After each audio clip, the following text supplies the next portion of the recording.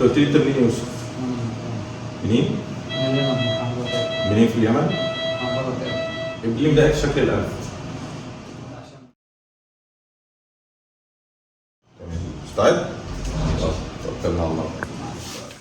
السلام عليكم. من مدينة إب باليمن صديقنا شرفنا عشان بيعاني من عدم تناسق أجزاء الأنف مع بعضها البعض واعوجاج بالأنف. زي ما احنا متفقين دايما إن الأنف تذهب حيث يذهب الحاجز الأنفي.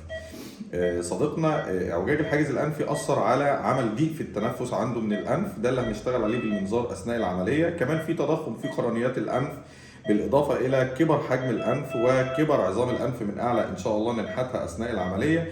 كمان تدلي وسقوط في أرنبة الأنف اللي هنسعى إن احنا نرفعها ونحددها عشان تعكس نقطة النور الساقط عليها بإذن الله. دعواتكم وننزل النتيجة بعد العملية مباشرة إن شاء الله.